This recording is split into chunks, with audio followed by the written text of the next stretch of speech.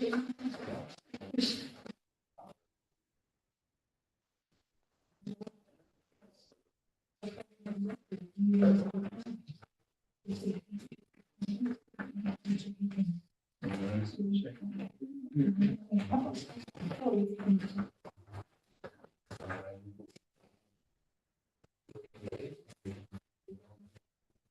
like this? Let me read.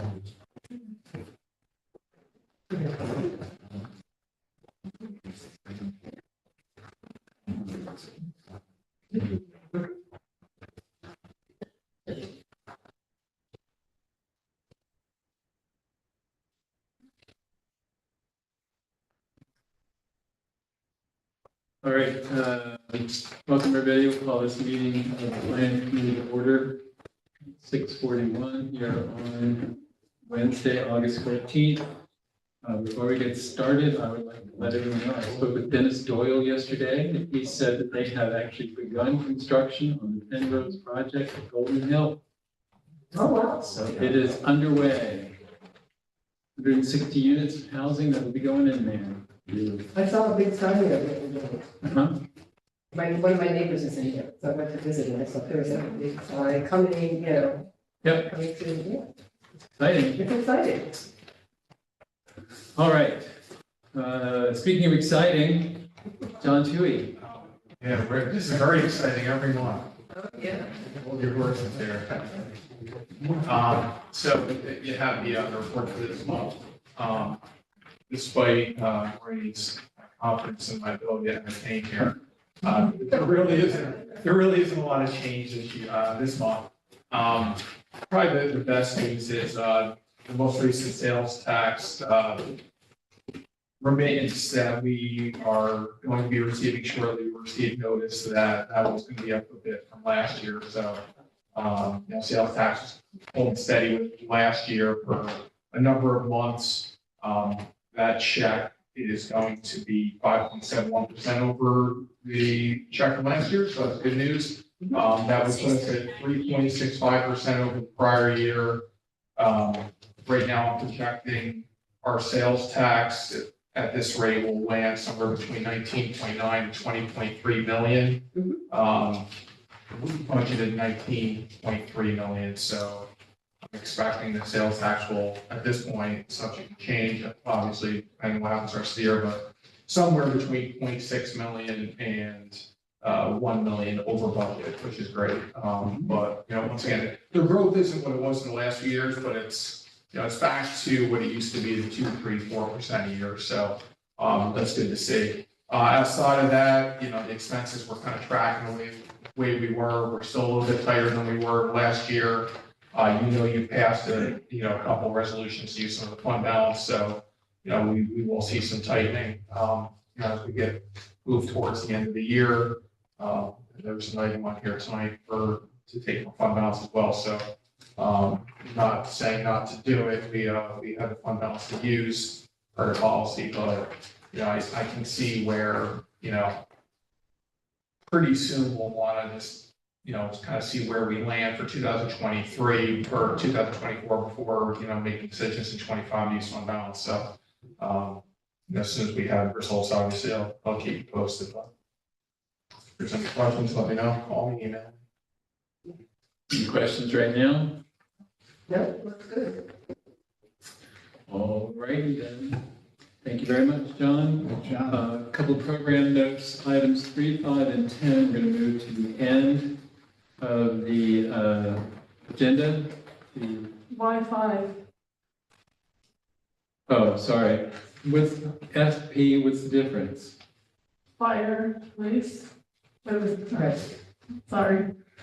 Sorry, Madam. Don't worry. 3 and 10. Pick up on it. 3 and 10. The one for KPD and the one for the clerk's office. I just didn't want Chief Ray to kick me in the back here when you're trying to he got pulled to the back. Okay. Well, no, it's like, you put the Rolling Stones on the end of the program, not the beginning. Yeah, we're good. He should be offended that he's that far in the front. It's like the warm-up act for the warm-up act. All right. Speaking of warm, Steve Knox, what's going on? Join us, please. I just had a couple, minor transfer requests, both internal, transfers with zero financial impact. Reflecting, $2,000 from our, 101 regular pay, be transferred to our 103 overtime. And also $2,224 from our 101 transfer to our vehicle maintenance line 5444. Basically, we've had a lot of, there's a lot of construction projects, a lot of large construction projects going on. So I've had to have our assistant director come in a little bit early to work on the plan reviews for all of these projects. It's a little tough in the middle of the day to work on them when the phones are ringing and, staff's interrupting us. So at least an hour before, it gets a little quiet time to work on those things. In addition to overtime costs for her, we have hired a number of new staff members, and they're going through training. And sometimes the training, all the time, the training starts earlier in the day. So the staff are coming in early to do their training all day, and then they don't really leave early because they have a lot of work to catch up on. So they stay in. Online training? It's online training, yeah. The vehicle damage was done from an accident late last year. We did get reimbursed from the insurance company. We were able to get the vehicle in and fixed, and then the fund eventually went back to the general fund balance. And so I'm asking for an internal transfer for us to have that vehicle repaired. Any questions for Steve? Yep, so the vehicle has already been repaired. No, it has not Oh, been it repaired. hasn't been repaired. And how did the accident happen? I mean, I'm just curious. One of my staff just parked near the high school on one of the side streets. And when they came out, the damage was done. Oh, boy. No way. They hit and run. Yes. It doesn't take very much. I don't know. I'm pretty sure adults are just as bad these days as teenagers, so, Maybe worse, who knows? yeah. Might be right. I don't want to just blame the kids. Although this one sounds like it could. All right, do we have a motion to approve? Second. Okay. Drew Andrews, motion, and Sarah passes approval. Who are you tonight? Wait, who am I tonight? What do you mean? She's on 5 minutes. Giving us like wacky names on here. I think Amy's working on getting them all redone, so I Okay. don't know when that will, she set up my approval, and I'm pretty sure the names were all correct. Okay. They haven't been printed yet. It reads, the report reads, internal budget transfer request, additional funds requested for OT related, overtime related to large project plan review and off-hour New York State code training for staff, $2,000 from regular pay to overtime, and second funding for repairs of vehicle damage and accident, $2,224 from vehicle maintenance to 544 in order to pay for the repairs. All in favor? Aye. Anyone opposed? Passes unanimously. Thank you, Steve. Thank you all. Thank you. Steve. Have a good night.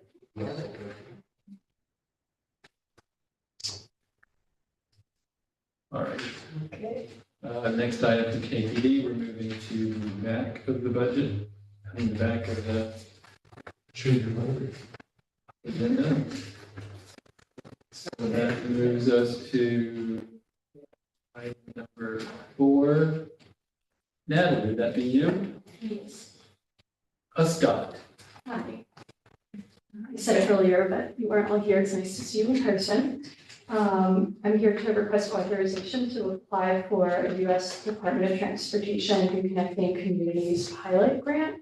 The goals of the program are to remove or reduce transportation-related boundaries to community connectivity. And with this funding, we'd be looking to for a planning study to determine if the section of Route 9W that passes through the city can be reconfigured to be less of a barrier to community connectivity. So we just want authorization to apply for and execute a contract if awarded the grant. The total project cost we estimate will be about $300,000, and the grant request would be $240,000 with a $60,000 match. Any questions for Noah? Yes, just where is the section, so it's the entirety of 9W through Kingston, or what's the section you're looking at? So at this point in the application, we are still working out those details, but it will either be a section between the bridge and Murray Street or the entire section. Oh, okay. Thank you. Welcome. How long do you anticipate the study to take? I'm not too familiar with. I could answer maybe that, Natalie. I expect that the study might take about 1 year to complete. And do you know what that public process looks like? Sorry. Yeah, so the grant opportunity does include a particular focus on making sure that there's community engagement within the redesign process. And so we would be building that into the grant proposal or the grant request to the U.S. Department of Transportation for there to be community engagement. And there's 9W obviously runs north-south through the entire city and cuts the city in half, essentially. But in particular, it cuts downtown in half and divides, the business district from the Kingston Housing Authority complex, Roundout Gardens. You also have the Springbrook housing project right on 9W as well. And so one goal would be to engage the entire city, I think, in this revisioning process, but especially those communities. It does seem like our predecessors were channeling Robert Moses when they designed 9W. But have we applied for these grants before and have we received them, or is this a new grant? I can weigh in on that a little bit. It's very similar to the RAISE application, although for RAISE, we were applying for a capital construction grant.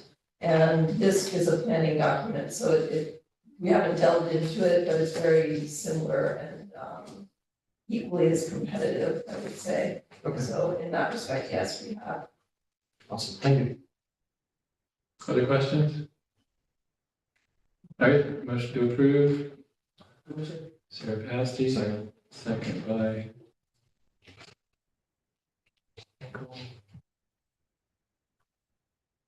Is there any discussion? Oh, I gotta read it, sorry.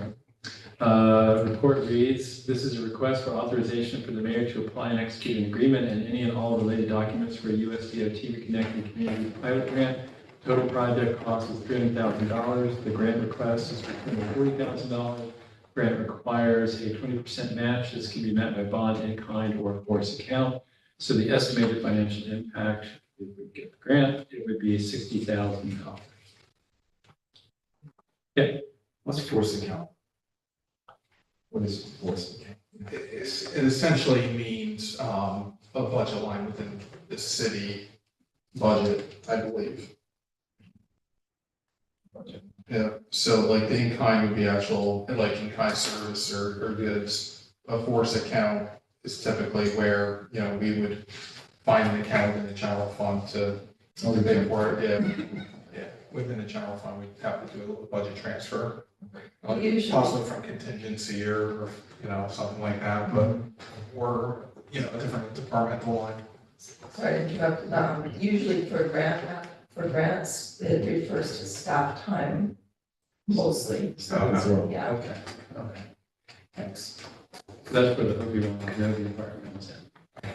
sidewalk. It's not worth repeating. Yeah. All right. So hearing no serious discussion, call for the vote. All in favor? Anyone opposed? Passes unanimously. Thank you. Thank you, Natalie. Thank you. Thank you. And then we will go to item number 5, Chief Ray. Budget request.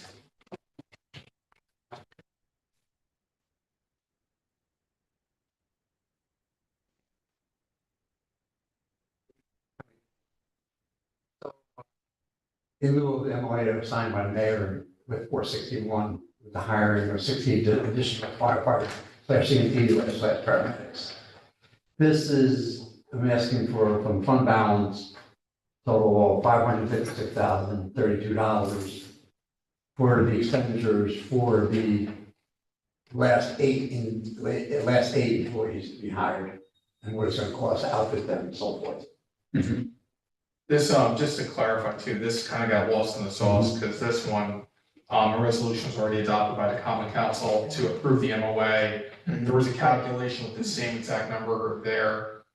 The intention was to do the budget transfer at that time, and just for whatever reason, the committee report and the resolution didn't word that way. It approved the MOA, but not the budget transfer, so I asked Chief Ray to come back and just get the budget transfer approved, so that's what we're doing tonight. All right, any questions for the chief? Has the hiring process happened? Did you hire the additional? We haven't completed all 18, or all the 16 positions now. How many? Do we have? We've completed 12 of them. Oh, okay, all right. Oh, I have a question for John. Now, this is not included in the budget transfer from fund balance to cover salaries and equipment that we voted on this month earlier in the council. This is a separate. This is different. I mean, Okay. earlier we did, I'm not sure which one you're referring to. I know we did one for to pay off the debt. Yes. And we did one to pay as you go capital. This goes back, I think, to, was it several months ago? Yes, it sounds familiar. And I was trying Yeah, to we, remember. I mean, this whole, that number is actually in a resolution that was adopted prior, or at least in the committee report that was adopted prior, but Okay, it's really a formality at this point, and the council passed the MOA. The financial impact of that MOA is the same numbers you're seeing tonight, okay, so, thank you. sure. That's The good news, we're now billing ambulance, and now money's coming in, so. Oh, good. So, Great. it's a little early to give numbers yet, but it's, so far so good. We're seeing some decent numbers coming in the last few weeks, so.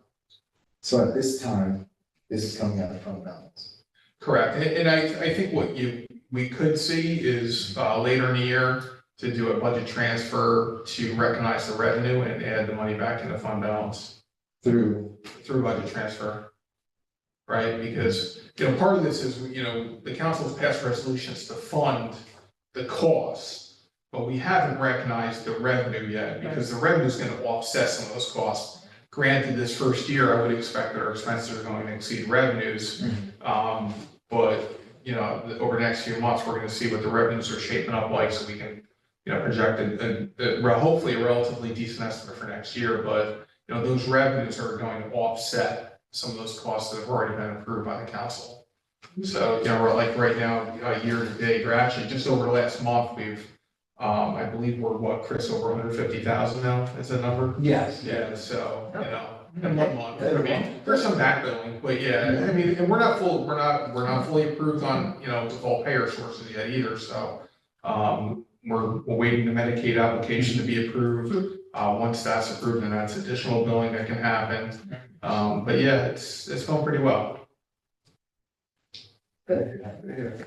Jeannie had a question. Yeah, Jeannie. When do you think this is all going to start like evening out, where you see the money and the people working, where everything starts jiving? I believe it will start 2025, Okay, because then we will have a sufficient amount of paramedics on each shift.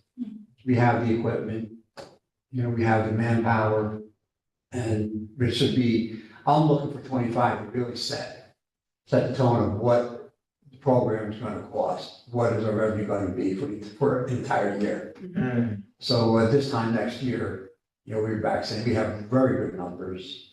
Johnny's got very good numbers of what it's going to cost. To where it would start paying for itself, basically. Well, I mean, the goal yeah, Perfect world. perfect world, that'd be the goal. I don't believe so, but it won't come close to what the contract was proposed to us. Members, it won't come Yes. close to that cost. And in the interest of transparency, Jamie, to just so you're aware, like, this, Chris and I have talked about this a bit. The plan as of right now for next year is to present the ambulance as its own department within the fire department budget, basically. So you'll be able to see, that'll get separated out. Right now, everything's within the fire department. We didn't come in 2024 planning on this back in, September, October last year, but now we know, looking forward to next year, let's parcel out the staff costs, any equipment supply costs, obviously the revenue. So you'll have, I think, a pretty good picture of what it looks like, when that budget comes out. And then, I can always update the council during the year as to, how are we doing with that budget?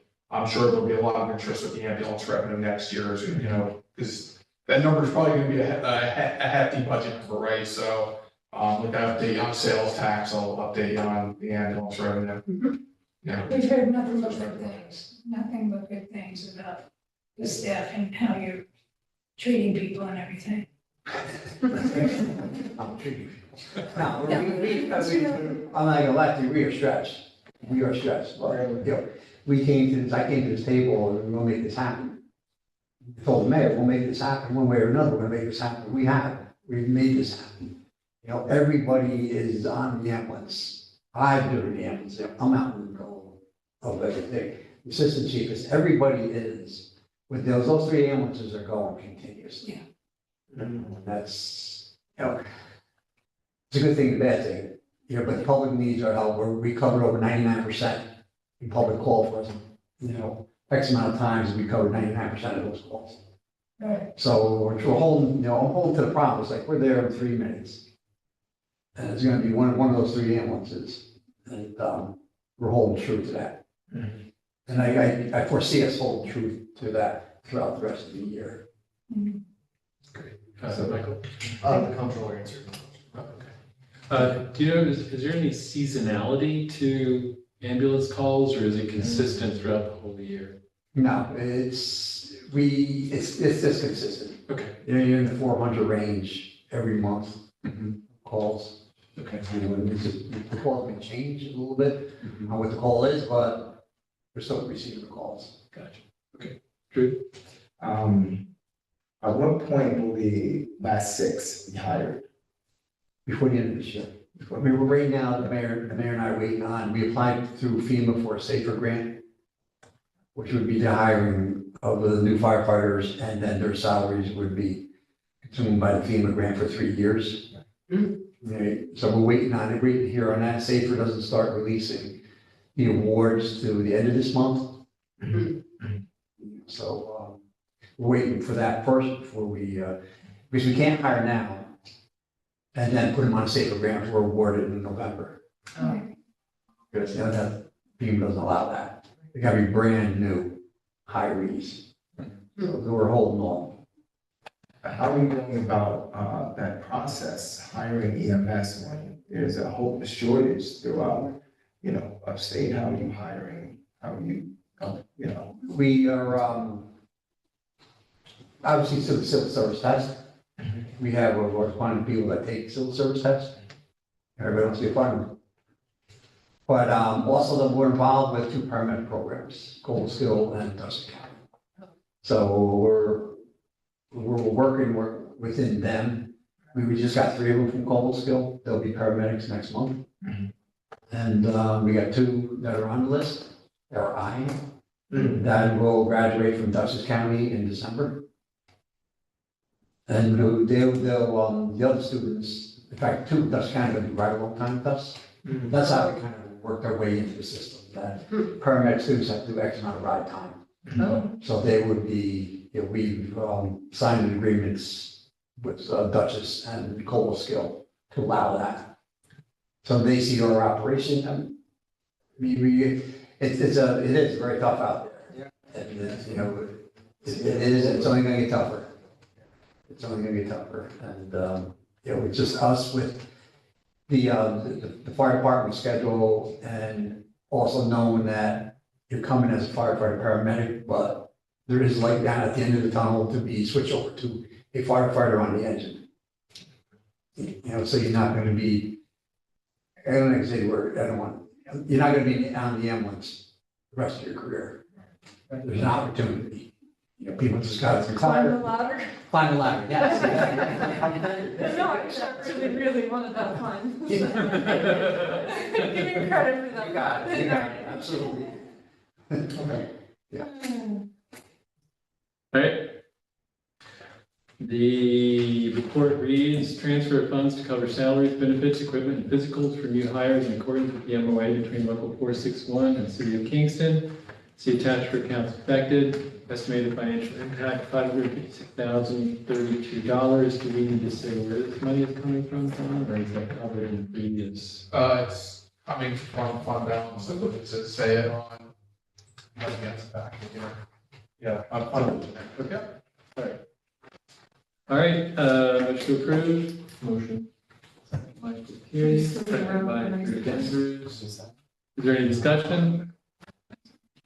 Hearing no discussion, I'll call for the vote. All in favor? Aye. Anyone opposed? Passes unanimously. You don't have any interest in the next item, do you? The new central fire station? No, yeah, I was thinking of that. Really? I'm sure it's gonna be, you should have all kinds of questions. I don't know if I have the answer. Mayor does. The mayor, exactly. He's behind you right now. Perfect. And two dimensions. All right, welcome Mayor, welcome John Schulteis. So this is, just so folks know, this is a discussion of the central fire station. There's no action required at this time. We're just getting started with the process of thinking this through. Mayor, you will start, or John? I'll start and then we'll, turn it over to John for any questions. So first, a little bit of history. We started this project probably about 2 years ago when we heard that Health Alliance of the Hudson Valley was in the process of selling 18 to 30 East O'Reilly Street, which for folks who drive by it, the building directly across the street from the central fire station, it formerly housed a Happy Apple thrift store. It's been used for storage, and a very long time ago, it was actually used for an ambulance company that actually used it. That property was, unbeknownst to us, put on the market, and then actually in a contract for sale to another individual. When I contacted Health Alliance and said, you should have talked to us first. We really could use that building. We currently use it every day for parking for all of our staff. And, as you see fire trucks parked over there all the time. And I said, would you be willing to sell it to us instead? And they said yes. They kind of ended their contract with the previous buyer. And we have then started a process of being able to work through everything that would go in behind the scenes of making sure that we're buying a building that can be utilized by us, and one that meets all of our needs for the future. The building does need work, at which, one of the parts of the research that we've been doing is that using some of our ARPA money that we had designated for the firehouse, we were able to hire an engineering firm to look at both the structure and then the potential uses of the building. And John and his team have been working diligently to be able to prepare for you a plan to be able to go with any potential contract of sale, because we didn't want to buy a building without being able to show you what was actually being utilized, in the building. So one of the things that we first wanted to start with was being able to go ahead and have this early discussion. One thing that I think is important to note, and one of the reasons why, not only because we've added ambulance service, we have been crunched for space at Central Fire Station. We had done an evaluation of the floor of Central Fire Station quite some time ago. And the evaluation, because you may not know, but the Central Fire Station actually has a basement. And so we actually park a very heavy fire truck on a concrete slab over top of a basement. And, after using that building for so long, it's really, it's beyond its ability to really hold a very heavy fire truck. And so the general concept of this plan is that we would move the very heavy fire truck and the fire apparatus across the street to, the new building, and then be able to have the ambulances, which are much, much lighter, be able to continue to park, on the concrete floor without having any future risk of, any structural damage happen to the building. And so that's kind of the overview of where we are. And John, I don't know if I've missed anything, or Chief, if there's anything you'd like to add at this point. Yeah, thanks for that intro. I'm prepared to speak for a few minutes, I guess, and build a little bit upon what you said. Thanks for this opportunity. I think, like the mayor said, we're not here tonight to ask for any specific action yet. We just know, from the size and importance of a project like this, we wanted to have a chance to introduce it tonight. So I did prepare a very brief presentation, which I can share my screen. And your co-host? Let me see. I think so. Yeah, I would need to become a co-host. Kwame, can you hear us? Oh, are you done? You're good. Thanks, Kwame. Good. Okay. So I'll share this, like I say, very brief presentation. So as the mayor mentioned, this all started actually, several years ago with studying what the current fire station needs are. And the structure was built originally in 1908. Obviously, it's had some changes since then, but largely from the outside, much the same. Meanwhile, the fire service has obviously changed a lot in that time, as the chief could probably attest. So we started with the current station, and even before it was conceived that ambulance service could be coming. So really the conclusion from a series of studies was that the deficiencies of this building would not allow it, even with the rehab effort, would still not allow it to serve as a modern fire station. So moving across the street, here's an aerial view. On the left is the current fire station. On the right, you see the general outline of the building, now owned by the hospital, and which the city, as the mayor mentioned, is already partly using the site for parking.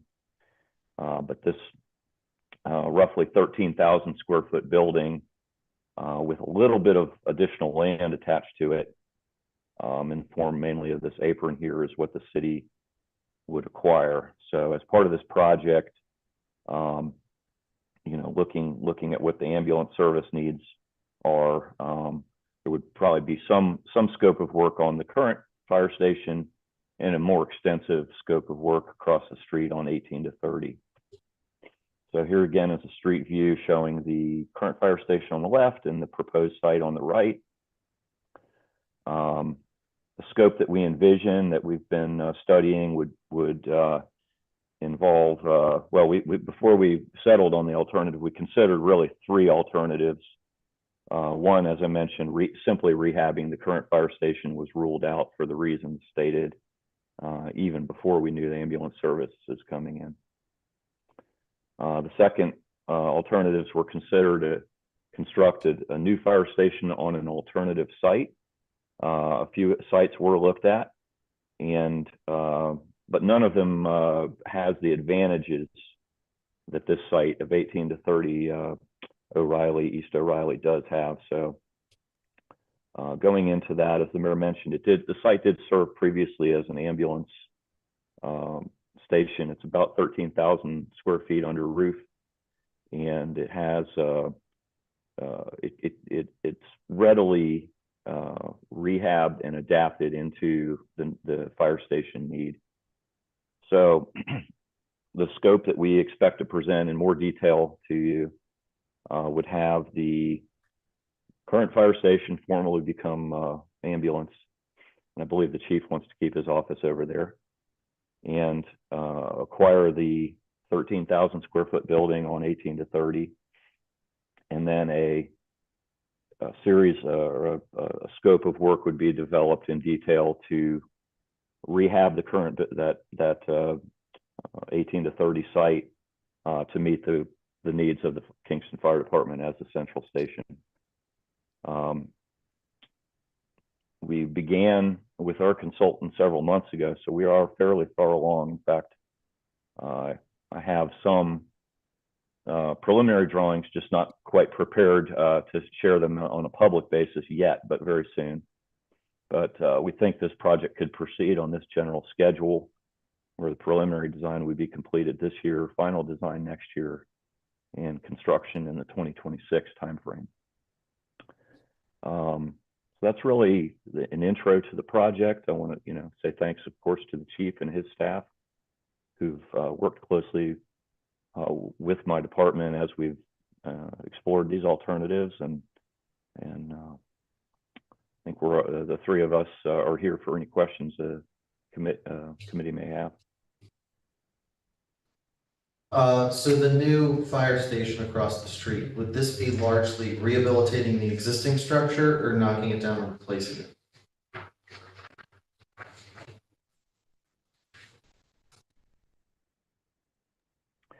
We think of the 13,000 square feet, about 9 to 10,000 would remain as is, and roughly 3,500 to 4,000 square feet of the main vehicle bay would be completely rebuilt, because the dimensions of the bay doors, the height of the ceiling, and so on are just not quite sufficient for the fire trucks. Yeah, so it's primarily a interior renovation, but with about 4,000 square feet of new construction.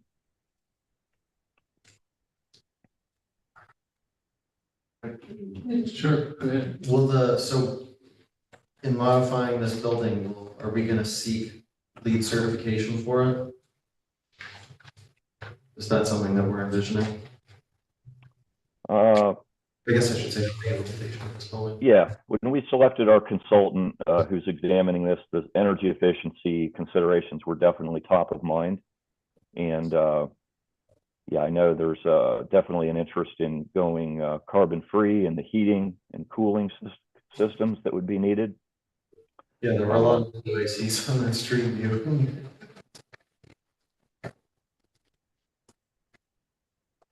Sorry, I didn't hear the last question. Oh, it's okay. Yeah, the parking lot, how much of that I know you mentioned the little side lot closest to Right. or East O'Reilly, would that Right. parking lot also be included in the purchase? I think the short answer is the hospital, from what we can tell, prefers to retain as much of the parking lot as possible. We expect to acquire about 6 parking spaces in that parking lot. But that's, I think, a subject of further negotiation with the hospital. Steve? Yeah, would there be any advantage to closing off that block on West O'Reilly Street in front of the buildings or between the buildings for parking, whatever? I mean, it's only a block, it's easy access going around it. I don't know if that was anybody gave that any thought or anything. Quite a bit of space there. close it off to traffic? I hadn't heard that idea floated. Obviously, the main response for both the ambulance and the fire trucks under this proposal would be onto that street segment. So I don't know how we would, create effectively a private lane for only fire and ambulance. Between Hasbrook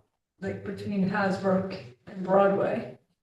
Right, is that what you're saying? Between Hasbrook and Broadway, all of East O'Reilly? Well, maybe just that one block up to, what's the next street? From Hasbrook to whatever this. Jansen. Is that what street there? Is that Jansen? What is it? Jansen. Jansen? Okay. It's a pretty busy street. I It's- mean, that's how I get to work every day. But it's always busy. Far too much traffic between fire and DPW, going right and left, going back and forth in those streets. And a lot of kids walk to school on that too, so that would have to be part of the consideration. If you close it to cars, would you also close it to the walkers? Because there's a ton of kids who walk. Just a thought. Yeah. So all that space is like, whoa. It would be nice to have the parking, but that would be. One of the things that we are keeping, you talk about all that space, is the training happens every day at Central Station. That means the end stations come in. That means we need a spot for the ladder truck and 2 engines to park. So the apron of the new building, we have it configured that the 2 engines can back in there like they do now and be off the street. And the ladder truck can go alongside on Jansen Avenue where it does all, on the old firehouse. So we've been looking, we were saving that because the apparatus need to get off the street because there isn't a lot of parking anywhere nearby. So, and the spots that are in front of this new building that you saw, they need to remain open for DPW, which they do business. John, can you go back to the oversight of the buildings? I can show them where I'm talking about. Yeah, I was gonna ask that question. Yep, let me bring that up. There's a lot of business going on between the 2 buildings, between DPW and fire department. There's public coming in. For all Is this the types. slide you wanted, Chief? We're not seeing anything. You have to share again. Okay. Oh, yep. Helps if I click the button. There we go. So we want to retain this. There was another picture that was even Right. better. The aerial one? The aerial Maybe one. area Yeah. engine? Yeah. Yeah, I want to retain this because the apparatus can park off the street. right. Well, and the ladder truck is over here parked. So we I'm do sorry, training. there's currently your staff that parks there in front of that building, so Yeah, that's, Yeah. oh, so you would But have the thing- find places for them to park. right, correct. With this, if we get 6 spots wherever they are back here, type of thing, there's only, right now, today, there would only be 4 vehicles working in this building on this side of the street. Then the ambulance personnel would all be ordered to park behind the building. Oh. Behind the central station that we have now. We have to leave this open for DPW, that's their business, where our residents come do business there. That's there. And actually, we moved one of my cars over. Right now, we're using one of DPW's garages right here. Which DPW would get that back because we put that piece of equipment back over here. So six spots would cover the 4 individuals that are working in this building. And then the 4 individuals that are working in this building that can be behind the station. So this is all open for either business DPW vehicles and or public vehicles. So there's a lot of people that stop and they either park on our apron or whatever, because they're going to buy like a tag for pick up a couch or something, and they're doing business there. So that's when I envision it. Or the department parks along here. So you got to find that that's got to be left to them to park. And if we get 6 spots someplace back in this area, that'd be good. That'd be good for sufficient for here, for this side of the street. Does that make sense now? Yeah. Why Oh, that, yeah. we need to keep that apron there. When will the new structure take place?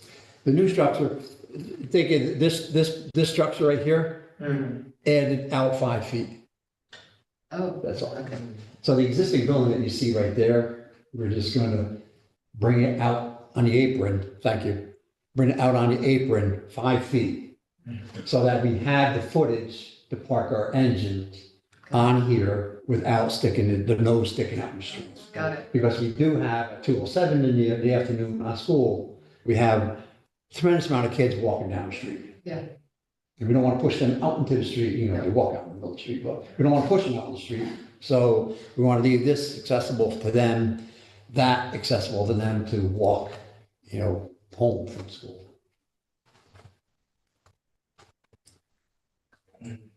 I know this is a long ways away, the actual construction part, but you're gonna keep everything as, like, you're not gonna shut down the street as much as possible and, No. so people will still No, we still- use it as. We still plan on coming out them doors on the left. Huh. So, I have a question. Sure, great. So I'm going to ask a budget question, since this is the finance committee. In terms of, you may not, this may be a premature question, but do you have any idea what we're looking at in terms of purchase and renovation based on past experience, or is it too premature to tell? It's premature but not by much. I expect when we return to you, we will have those figures very shortly. Okay, thank you. And then 30%. Right. The ambulance will be housed on. the ambulances will be housed on the left. Right now, we got 2 ambulances. We got an ambulance coming out of this one, an ambulance and a car coming out of this one, and the engine's coming out of this one. So they're gonna be housed, and as the mayor mentioned, they are significantly less weight on that floor. And the ambulances will be coming out of here. And what that does is keeps all the ambulances in one location in the city. Meaning that if we start breaking up the ambulances and sending one uptown and one downtown, then me as administrator, I gotta figure out now, how are we gonna do the drugs? Meaning, right now, Central Station, there's one cabinet at Central Station under camera, under lock, that only paramedics go into, nobody else goes into it. They're the only ones that have the key. So if we break up the ambulances and send them to the end stations, then in the middle of the night, they gotta come back, they do a cardiac arrest, and they gotta come back and get epinephrine. Well, they gotta come to Central, or do I have to put narcotic block boxes in the end stations, which now is way too much trouble to camera that and keep control.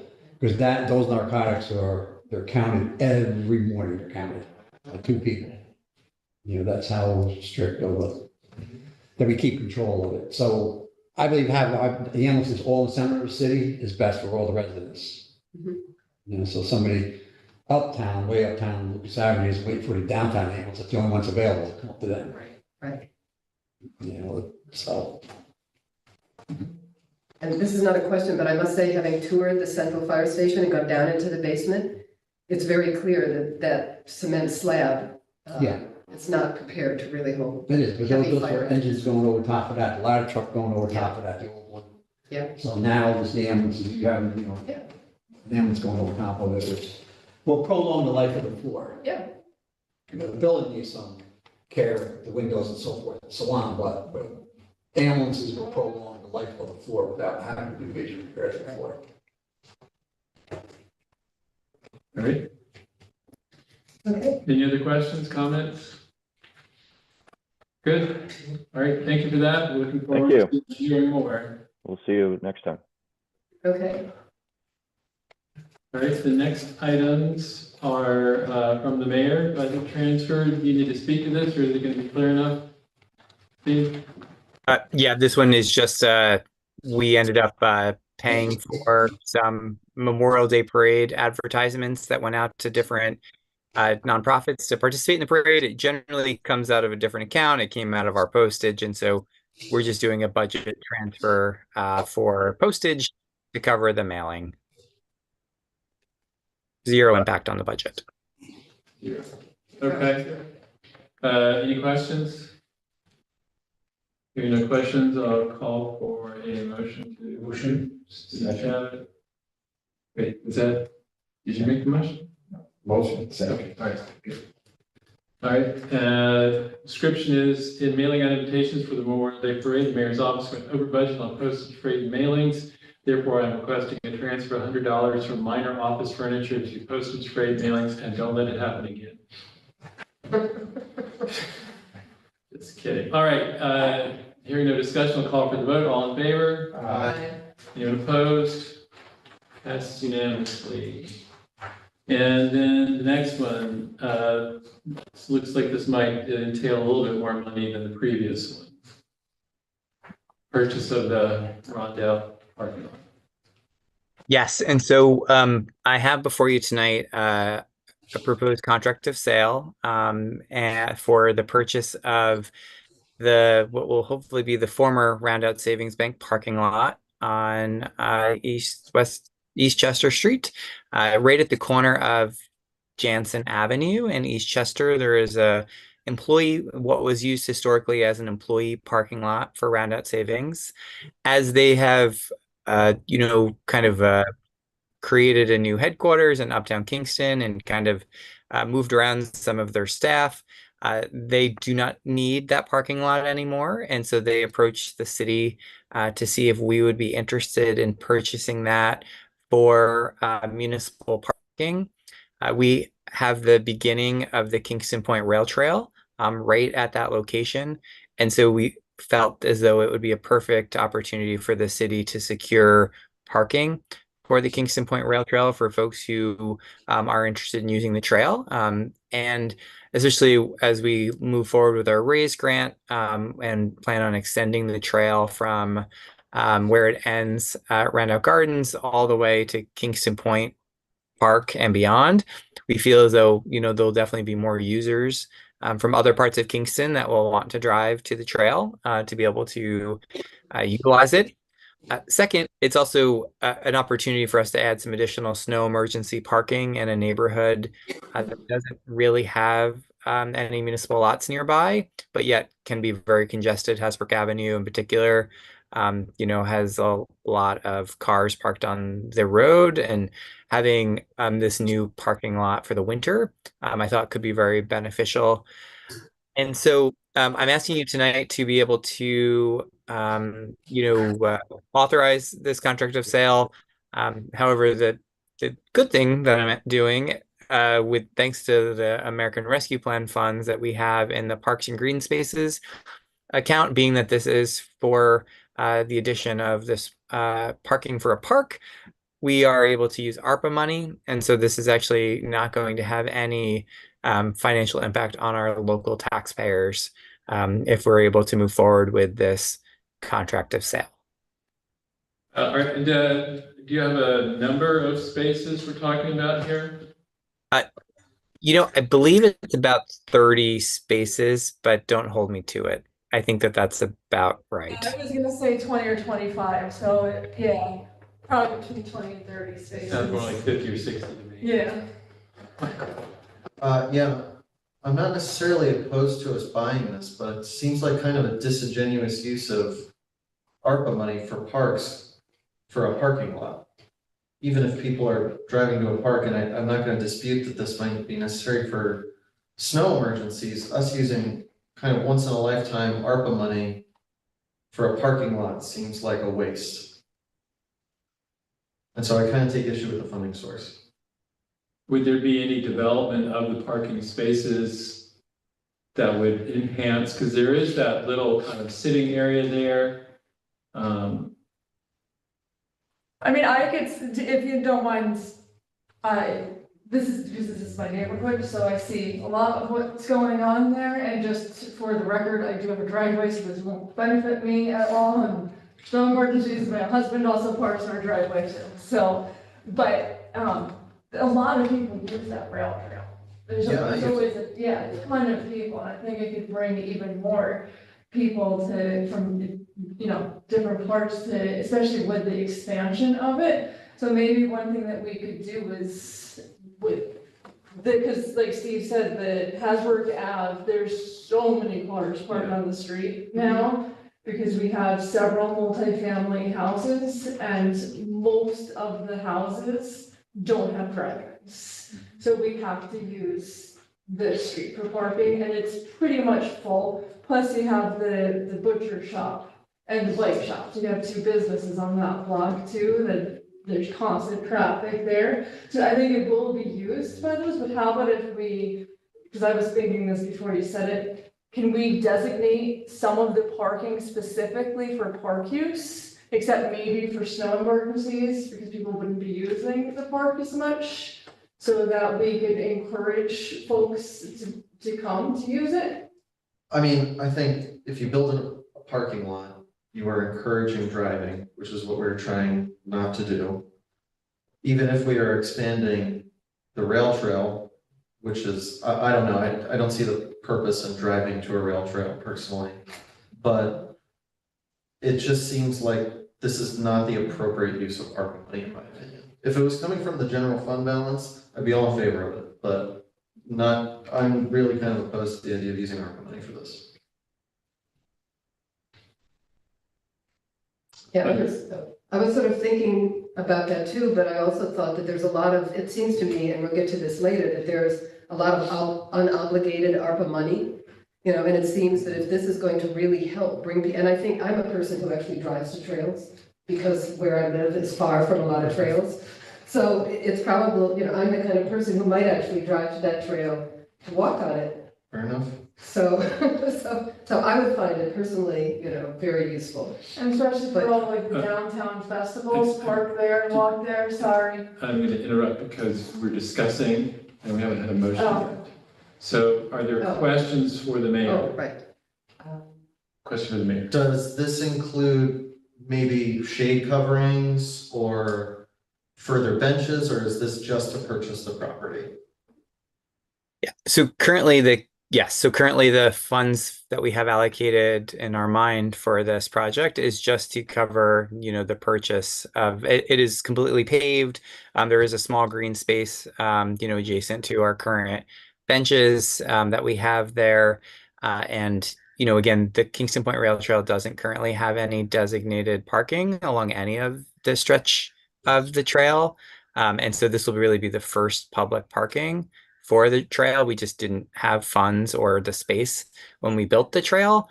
So this is just one of the areas that, you know, we see a lot of users, and currently the users of the rail trail are parking generally illegally they're in the Roundout Savings Bank parking lot or in the Walgreens parking lot.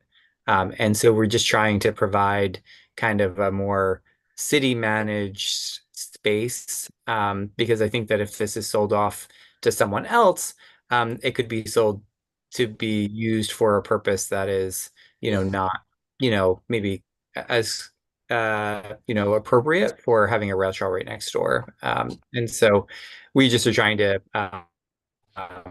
you know, and that's why we thought of this as a good use of the American Rescue Plan dollars, because it is adding just additional access to our parks and trails, that really, for many of our users that don't feel comfortable riding or cycling specifically on the streets in Kingston yet. Well, I know we made a lot of progress, you know, especially on-road cycling can be very nerve-wracking for new cyclists. And so having this trail parking lot, you know, we think will be really beneficial to opening up this trail to users. It is 1.9 miles from there down to the end of the trail, and then back. And so it is a good length of a trail for folks to use.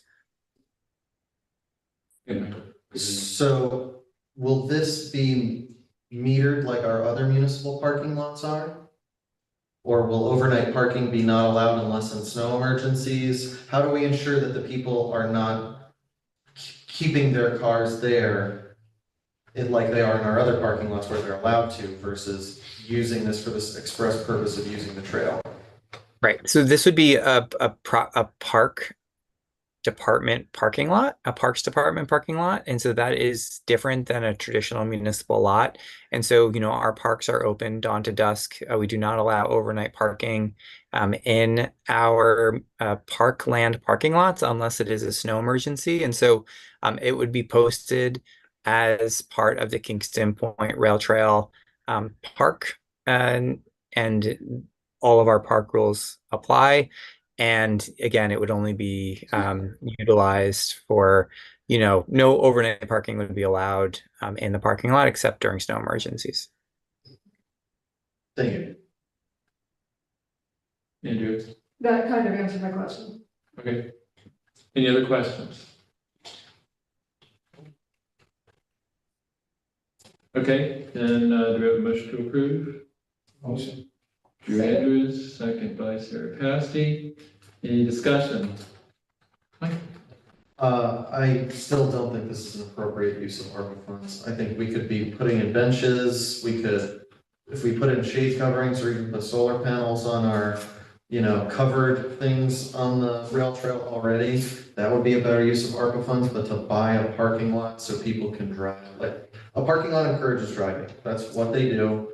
No matter what their intentions are, what the effect is, it encourages more driving. So if we got it from the general fund, I'd be all in favor, but I'm gonna vote no if this is ARPA money. I'll say I rode my bike by there today because I rode down to a meeting in the Rondell, and there were definitely people who were parked there. So, I think that this is definitely a place that would get used. I think that it's important for the trail, because like Sarah's saying, there are people who, I get nervous getting to the trail because I have to drive on several city streets, bike on several city streets. So I'm not saying that I would myself drive, but I can imagine that other folks are very concerned about, the dangers of traversing streets to get to the rail trail. I would like us at least to keep an open mind to kind of split the difference with what Michael's saying and think about monitoring to see how many spaces really get used, and then to consider opening a little bit more of it to a kind of a park area, because there is a little bit of a sitting space, and maybe to make that a little bit bigger, work that into the design in the near future after we get clear on how much that parking space is used. Just if I can make an observation, I go by there several times a day, and I do see a lot of people using it kind of as a park space. They're eating lunch, having a cup of coffee on the benches. So, maybe a couple more benches would be helpful in there. I think it is well used by people other than going on the trail, or maybe at the end of the trail to relax for a few minutes. But it's well used for things other than cars. Yeah, so maybe just kind of flip I hear what you're saying, but flip it so we use the ARPA money because it's available, this is available, and then look at using general fund money to do some improvements on the space. Did you have a? Yeah, I was gonna say, I like what everybody's saying here about sort of making that parking lot, if we were to buy it, which I think we should, for partially that park and picnic bench, something that has a park-like function, but also, I'm thinking I would drive there, and I also think about my neighbors. I have neighbors who are seniors, and partly what they do, it's like going to, whenever they go somewhere to walk, because walking is healthy, they will drive, they want to do healthy things, right? They drive because they don't want to be walking on streets because they don't necessarily trust themselves walking on city streets, so they'll drive somewhere. And I would not bike to the rail trail, because I am not a biker. I don't trust myself on a bike, I would fall off. So I would drive, but then I would walk back and forth, and I would love that. I totally get that, but Yeah. I still don't see why we're using ARPA money. I'm in favor of us buying this, I'm in favor of this parking lot, but the source of funding, to me, I have a problem with. I would much rather prefer us just pay for it out of the general fund. I think what convinces me is that because it's connected to the park and has a purpose, and especially if we were to use part of it for the park, then it all has a park-related function, so I can see using ARPA money for that. With some improvements, That's not in the I plan. think we could also do it in a way that also advertises that rail trail even more, so with all the downtown festivals, because I use the trail to walk to the downtown festival, I never drive, because that it would take me longer to get home after said festival.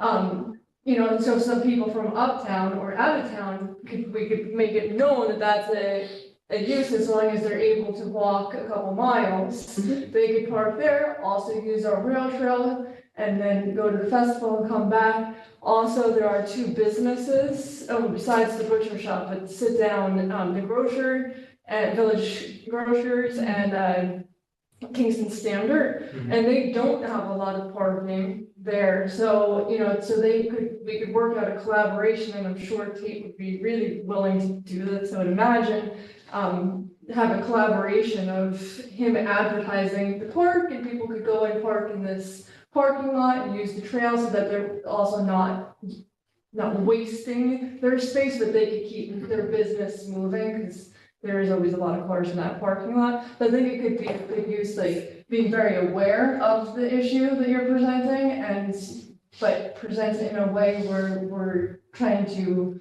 up the rail trail even more than what it already is. Yeah, I think there's advantage to it being under the Parks Department, because that takes care of the problem of people parking there. Yes. We're not using it personally. Right. I would agree. Jeannie. I understand that. I'm just want to make it clear with me. Michael's saying about the funds, but basically you're on board with everything else. It's just where the funds are coming from. So with the rec, that's what I'm hearing. Okay, so my thing is, until and it might not connect, but in my brain it does, that the way that things are going in our economy right now, I think that we should try to keep the contingency fund as full as possible. And if this is gonna go under Park and Rec or through ARPA, maybe you can make a compromise of a little of both. But I like what they're presenting, but all I do here is about the ARPA fund money. And I just want you to know that I hear that, that's the only thing that you're Yeah, I'm in favor of this. If we were using this from the general fund and then ARPA money to build a public bathroom there, or build more benches, or take away some of those spots to allow it to be an open space for pollinators or whatever, that would all be a better use of ARPA money than buying the parking lot. I support this project, just do not support the source.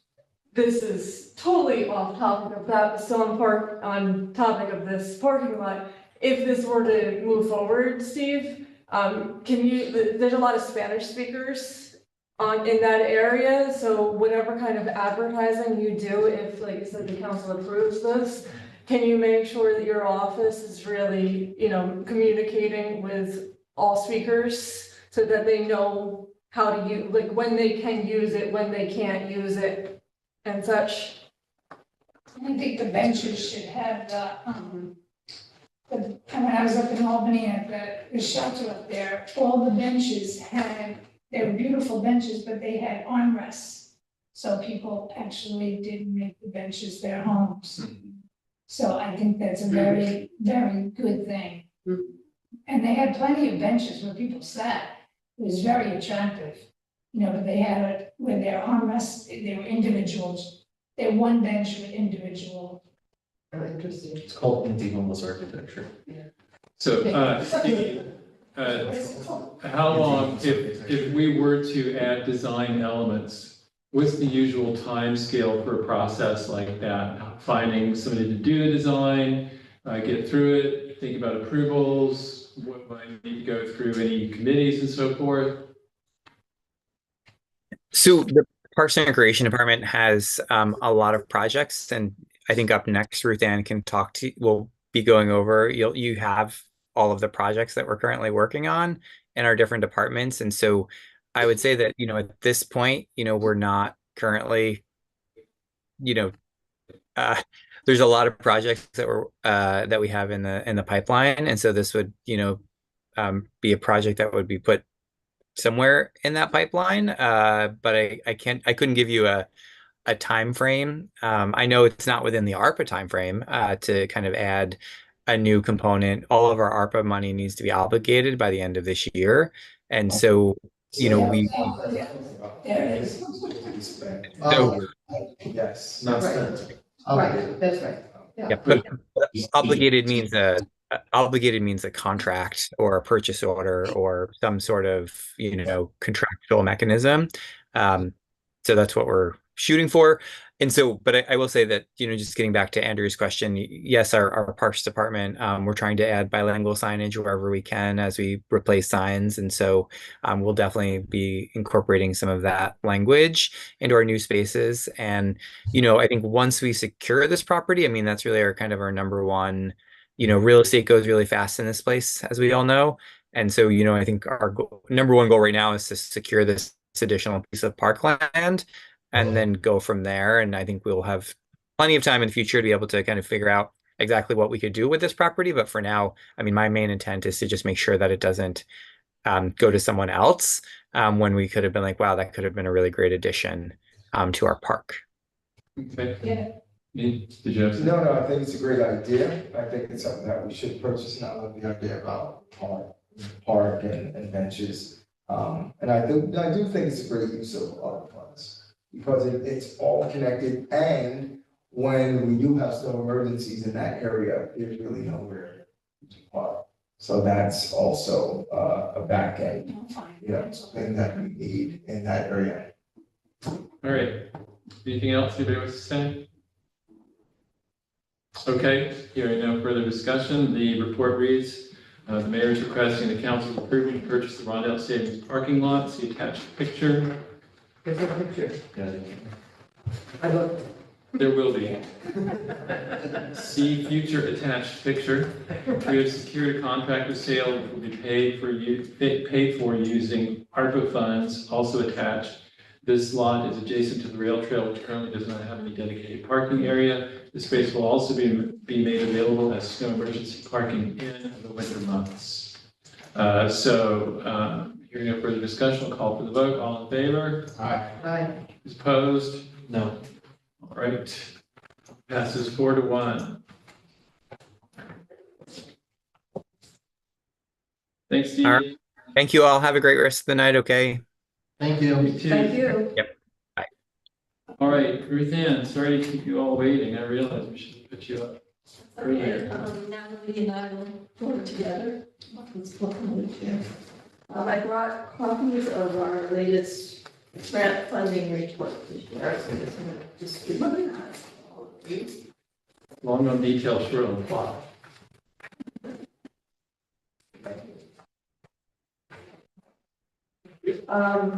What prompted me to request time this evening is I understand that the topic of grants came up at last month's committee meeting. Thank you. And there were some questions that came up, and also the mayor mentioned that we have this regular report that we put out periodically in last month's discussion. And I realized that some of our newer members may not be that familiar with it. So I just wanted to bring it and walk you through it and then answer any questions that you might have. If you want to go back to last month's questions, we could go over those topics too. That's your copy? Another copy? Yeah, do you have one or Or no? the same? I can wait. Oh, no, this one. That's okay. Yeah, I have. I'm sorry. Okay, so, we just produced this a couple of days ago. It takes a little time to update. The process involves meeting with our project managers to get updates on where their grant funded projects stand. So this report primarily focuses on current grant funded projects. The first few pages are an introduction, which describes a little summary of the grant life cycle. And then summaries of previous awards, where we are with grant applications, what we've been awarded since the last report, and what we've applied for that we haven't heard about just yet. That's the beginning of the report. On page 7, there's an explanation of some terms that are used throughout the project descriptions. I won't go through all of that in detail right now, but I just wanted you to be aware that this is a resource. If there's information that you're not quite following throughout the report, this gives a little bit of a definition. And of course, you can always reach out to Natalie and me for further explanation if you things are at all confusing. The next section that starts on page 9 is all about the ARPA funded projects and where we stand with those. So the beginning of the project report is all ARPA related. Then we go into projects that are funded by other grants, and that's what's on page 20. So I did do a little blow up of the graphic that's located on the intro page. I blew it up just because this is kind of like a general overview of what applying for grants involves. It's more than just applying for the grant and winning it. There's a whole often years-long process that's involved once you win an award. So I actually pulled this off the internet. It's kind of general. It made me think. I can see it. So, thank you. This applies kind of across the board to many different types of grant processes, not just municipal. I think we'll probably try to create our own and tailor this a little bit, but it does give a general idea of what happens throughout the whole cycle. So for example, if we have a project that we need funding for, we'll start out by researching sources that might fit the project that we need the money for. Then we develop the proposal, we develop a budget for it, we make sure we're meeting all the guidelines for the grant opportunity, we submit the application, we are notified. If we win the award, then we start a process of negotiating a grant contract with the funder. And then the whole thing starts the actual project that's being funded. Sometimes it can take a year, sometimes it can take 3 years, 5 years, or many more years in some instances. So that's kind of a general overview of what happens.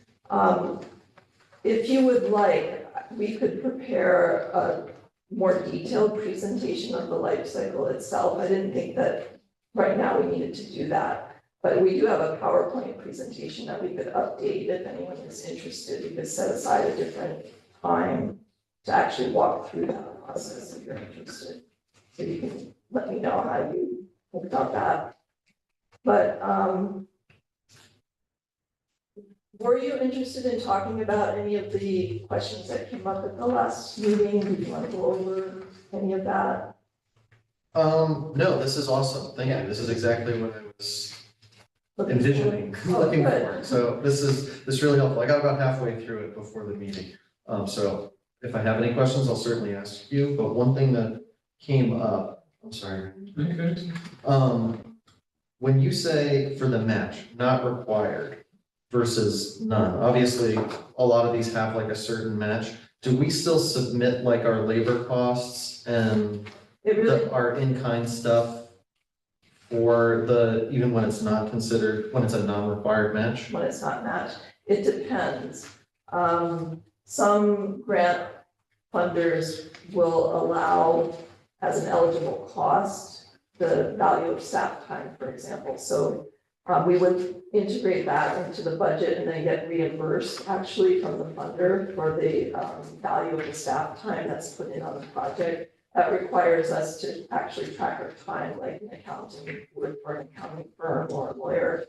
But not all funding opportunities have that as an eligible cost. So we look at it really carefully to determine what the things are that would qualify under the grant. If it does, we often integrate that into the budget. Thank you. Sometimes, often the required match can be met with staff time. So we would track it that way and submit it, but we wouldn't be reimbursed for the time. It would just help reduce the amount of bonding, for example, that we would need to match. I also just wanted to say that I realized at the last meeting I was asked to provide an application. I was submitting a request to apply and I didn't do that this time. Primarily just because we actually we have not even started the application yet. So that kind of ties into the discussion of the grant life cycle.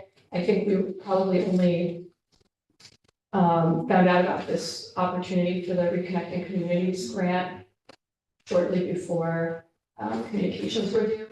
So it's kind of just, we needed it for the bond or for the matching component. We need to prove that we were authorized to spend that money.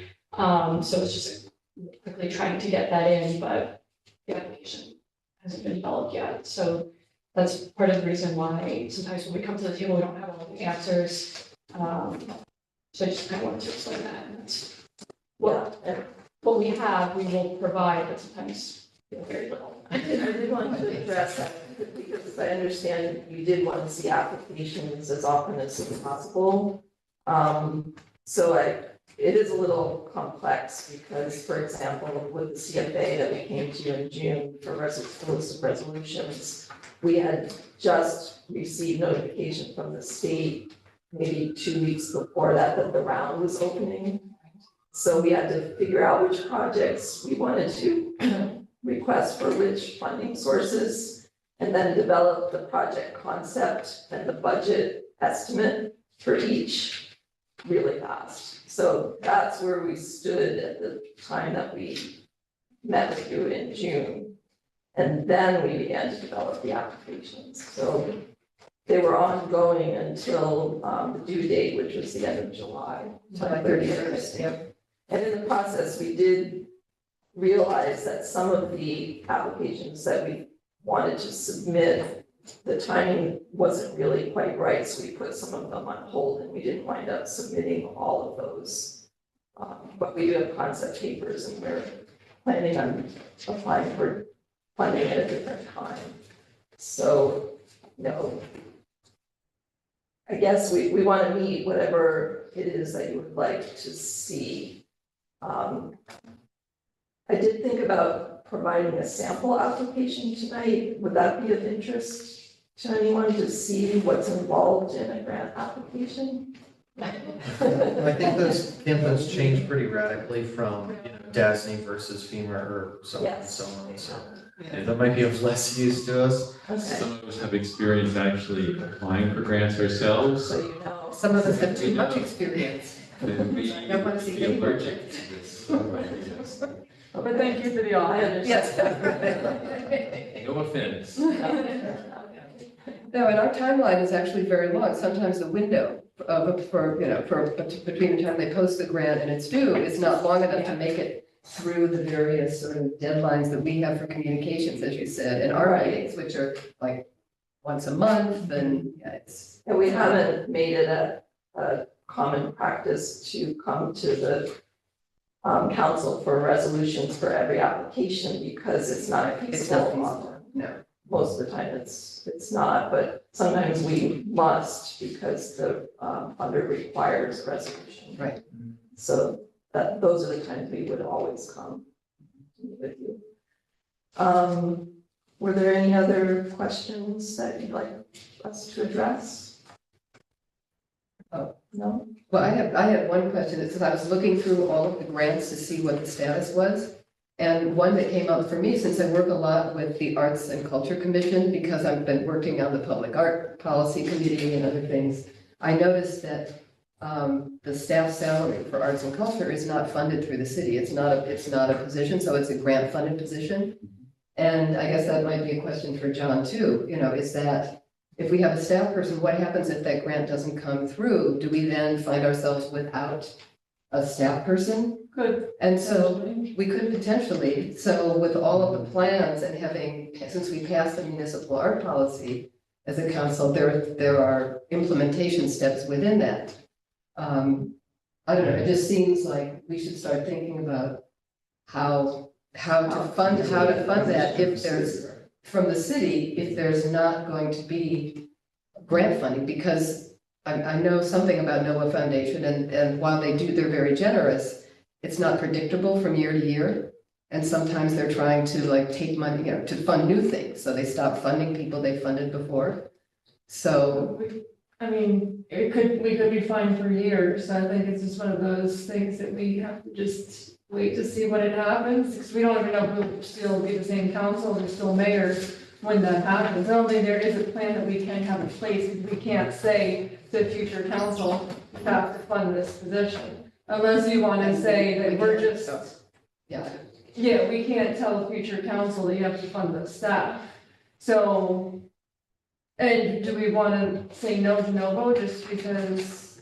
No, we're not saying. Right, no, that's what I'm saying, so like, I'm not saying no, but I think your question is really valid, and it's one I'm certain the Arts Commission has thought about, because they actually, they secured an initial grant to start the position. I forgot what year that was, 2018 maybe, when Addie was. Oh, right, when the arts and that was culture plan for partially- Kingston was. But there was a private donor who contributed to help fund that. And then we further went to Novo for additional funding for the Arts and Culture Master Plan and the salary.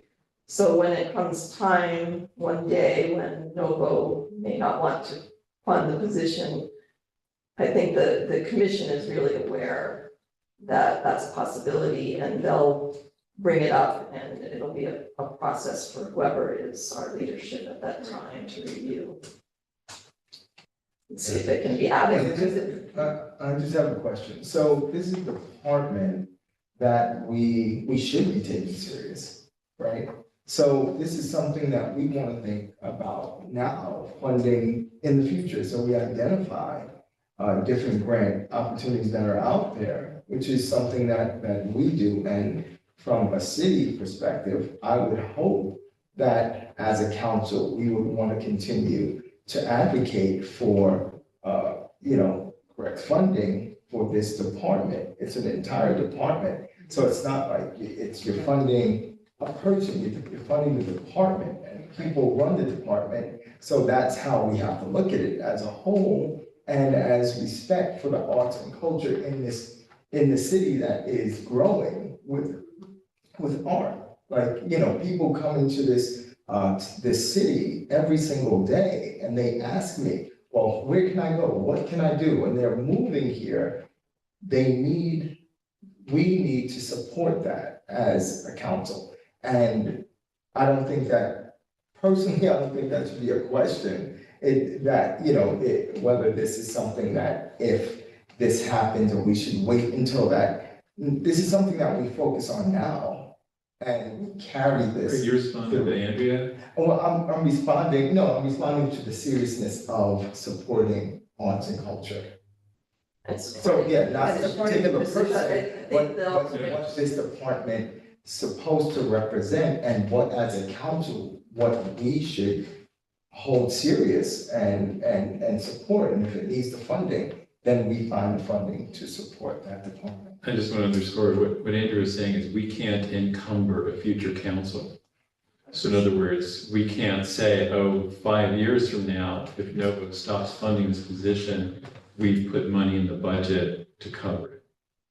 So the council 5 years from now will have to deal with it. So let me just say this. So now we should be looking for different opportunities. One, I know it has to do with, taxes and what have you, but to fund a department, we shouldn't wait until they said multiple funding, right? A department, if it's based on its grants, we should have multiple funding. That means we're constantly finding ways, and that's where, I see what you're saying. You're saying look for alternative sources now. Yeah, alternative, not even alternatives, additional. Well, we are seeking grants for different specific projects that are under the umbrella of arts and culture. Yeah. So that does happen. But I'm just gonna point first to Jean, I'd because like she's to been know wanting to how say long does that grant go for the department that was written? And it's not, because it's a very important department, and it's not always just the person, it's the department, as Drew was saying. So how long does the grant last for from Novo? And I just heard you say you are looking for additional. So does it go from year to year, or once every 2 years, or once every 4 years, or? It has varied. there were several Novo grants that overlapped, and they all have closed out, and they just granted the staff salary portion from last March through next March, I believe it is. But they are definitely reviewing, continuing it. So, I can't speak further about it than that, but Novo's very open. And we usually know around our budget meeting. Okay, and then the second part of that question is, does that department bring any revenue at all into the city with the different festivals and stuff that? Definitely in an indirect way, the arts and culture, there's formulas that you can plug into it to demonstrate the revenue that's produced from an arts event. So it's very significant. Okay. But it's not direct. They don't bring in direct revenue, like building safety brings in direct revenue. Yeah, but it all goes into the contingency fund. Everything goes into the contingency fund. Yeah, I'm just saying the art program, art does not bring in direct revenue. I'm just emphasizing the indirect. Oh, okay. Yeah, there's a source called Americans for the Arts, it's an advocacy group, and they have a whole arts and economic,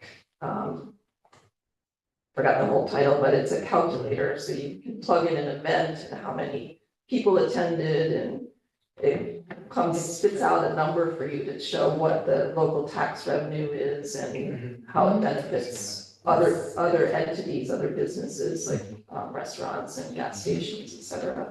Pretty cool, because we thought at West Point, we'll do that when we travel to Yes, see the it's impact very that we useful. have, and yeah, it's cool. Thank you. For those of you who are kind of new, haven't been through the budget process, this is a frequently asked question when we start looking at the budgets. We'll see positions in there that are funded by a grant. And that's always the question, what if we don't get that grant, then what? And pretty much that's what the mayor says, well, we'll cross that bridge when we come to it. We don't come up with a plan or if this, but in my tenure, I can't think of any, John can help me out. I can't think of any departments that were closed up because of lack of funding from grants. I mean, if there are, there are very few. Yeah. And that's I going think back quite a we ways. don't have that many positions that are entirely grant funded at the moment, health and wellness. And one of the staff people in that department is funded by a 5-year grant. And then we just have a new urban forester position that's grant funded, and that person starts next month. And I understand Drew's concern, but I'm not sure that we want to put that amount of work into something that's probably not going to be necessary. Because we start looking for funding for things that may not happen, but in all likelihood will. That's a lot of time spent, so. I think the guess Arts we can Commission pursue will it if really it happens. advocate for having it integrated into the regular budget as a staff position. Yeah, I'm just thinking it should be, if this is something that we value, and in fact, all these events that are happening, to have a position that's just year to year, doesn't seem like it's fair to the person in the position to think about, well, is it gonna come through? Am I gonna be able to make all this happen? You know, a year from now, because the positions you're talking about have either a 3-year grant span or a 5-year grant span, but year to year is not really, Yeah. it's hard to No, plan. it hasn't been year to year. They're just aligning with the schedule because the funding ran out in the middle of the year. So they extended it through next March, and then they'll continue looking at probably a multi-year extension. Right.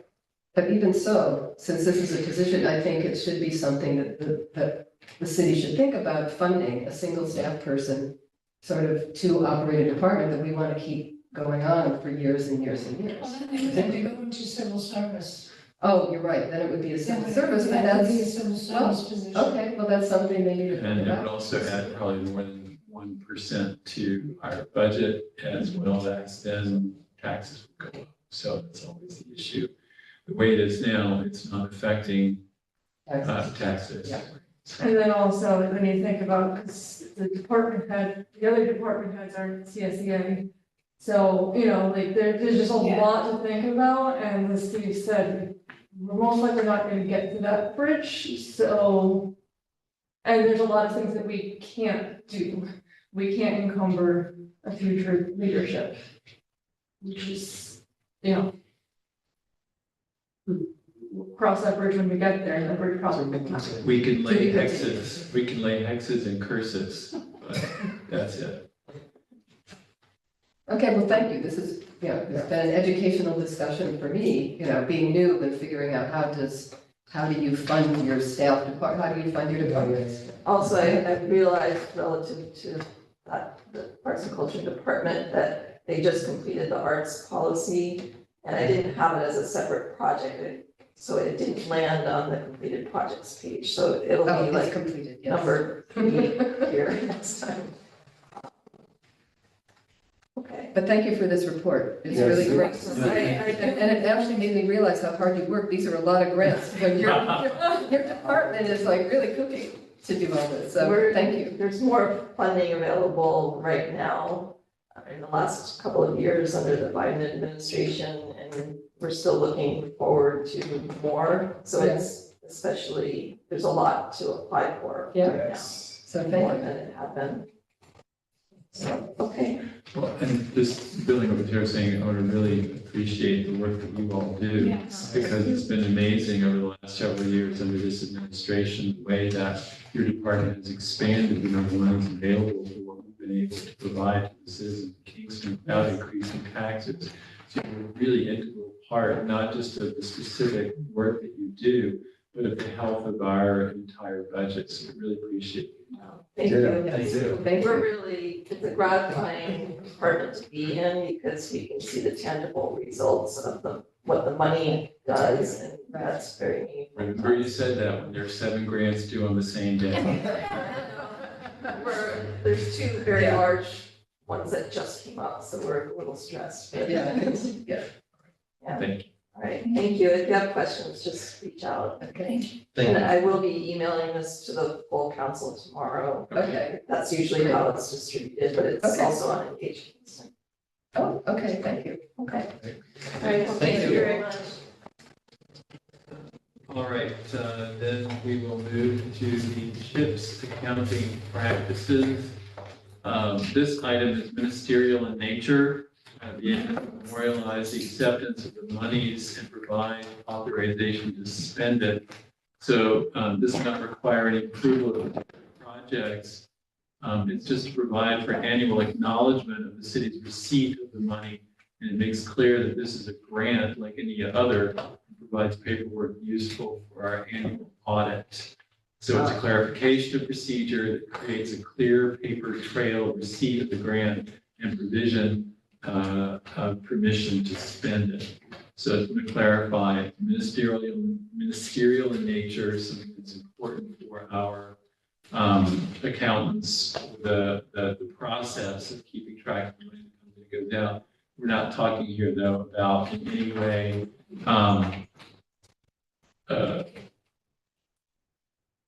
becoming involved in the minutia of deciding where the money gets spent for which particular streets get paved and so forth. Right.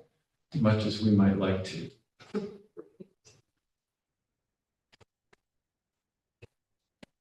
think you said it perfectly, right? So I'm just saying what you told me to say. I will just write up the committee report. You said it better than me, so. Yeah, Michael. Did our CHIPS allocation went up this year in the state budget? Right, that state budget? I can pass out, the CHIPS allocation. Here, I have one copy of it. But we have a lot of CHIPS funds. Because I think the one that we increased this year.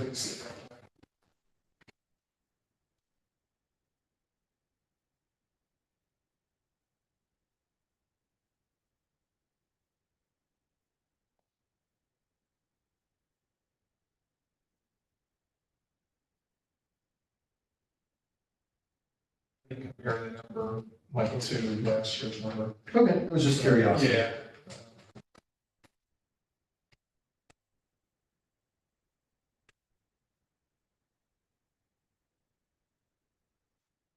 I should have asked Ed for the paving that's been done. This year?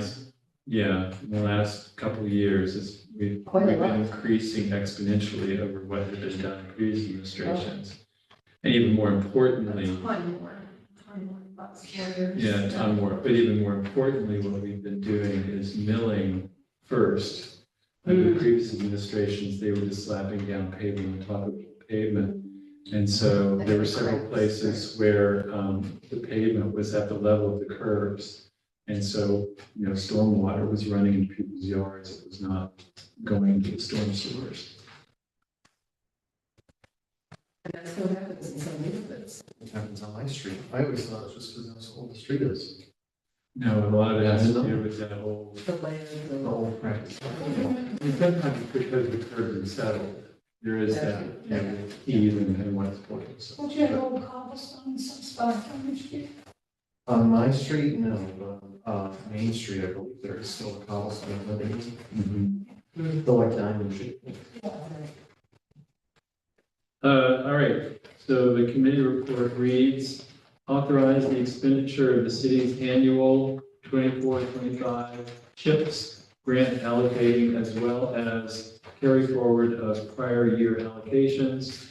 This is ministerial, there's no financial impact, it's not applicable here. We can have a motion to approve. Second, who made the motion? Steve Shabbat. Okay, second by Michael Kenny. Any discussion? I'll just say this is something that you should expect on an annual basis. Most areas should just ask for your blessings. Okay. So hearing no discussion, I'll call for a vote. All in favor? Aye. Anyone opposed? Passes unanimously. Let's see, and then we've got the return check policy, and then we'll move to the APD on clerk fee and clerk requests. The next item ready is, I would say it's somewhat ministerial in nature. We've charged a return check fee of $15 for a long time. It's not on the fee schedule. We thought it would be a good idea to A, add it to the fee schedule, and B, actually have the council adopt a policy as to when we would charge that fee, when we wouldn't. I think it's good to have that in writing, because questions do come up periodically from time to time. Especially now more than ever, we're dealing more with electronic type payments, people paying online. Sometimes payments get rejected for various reasons, it's not just the person handing a check and then the check bounces. There's times where it's on the customer processing end, sometimes from our end. So this basically lays out pretty clearly, I think, the different type of events that could result in a return check, and then which event would result in fee, which would result in fee. Typically, if it's the city's fault, we wouldn't charge the fee. If it's the customer or under a bank, then we would charge the fee. That's the Cliff Notes version of that. But I can get into any detail if you'd like. Questions? Well, just a comment, even though we're not in discussion, should I wait? Yeah, Okay. you have a comment. Do we have a committee report for this? No problem. Would we need to?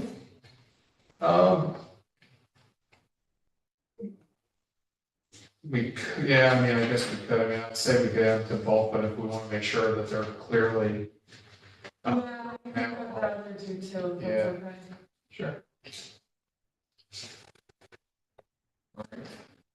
Make it easier on the next step, just to explain that. Sometimes it's easier for us, especially if one council member wants to vote on one thing and not the other, to split it. But it's also easier for, Sure. court counsel and clerk's office. So it's more clear when they have to write up the resolution. This makes sense. A lot of question. For reasons in my head. Well, if you want to increase the fee. Well, I was actually,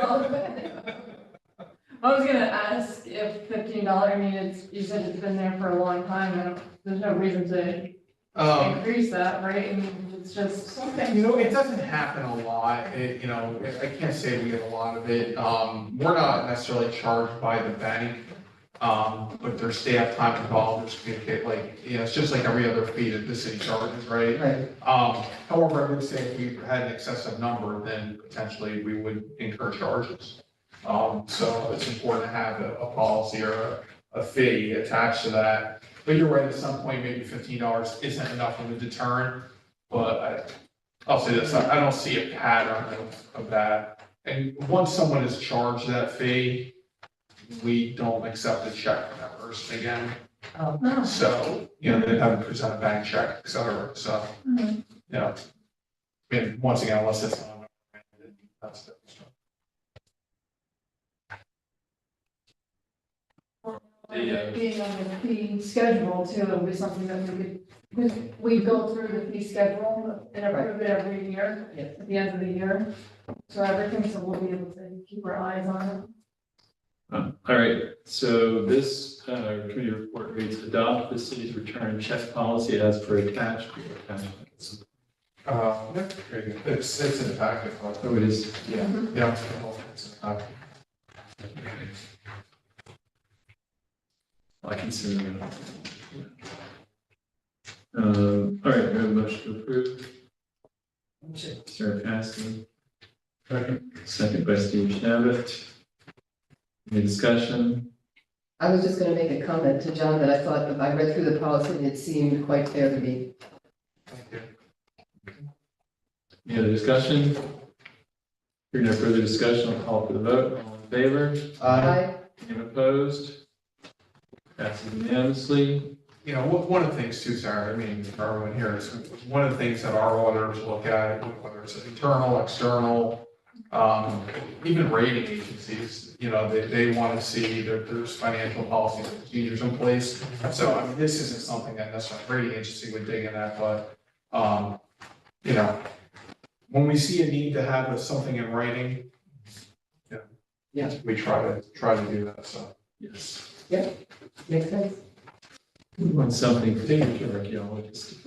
Take the guesswork out of it. Black and white.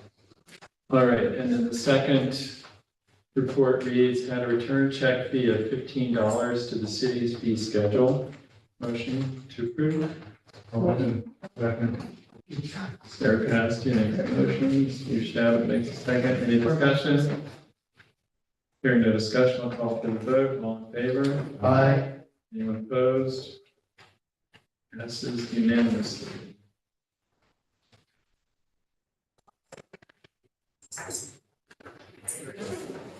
That, and I believe with that, we are now to the KPD request. Where is it? Where is it? Very. Chief Tinty, are you there? Oh, here it is. Budget modification for money from fund balance purchase replacement vehicles, $450,000. I'll send them quick texts.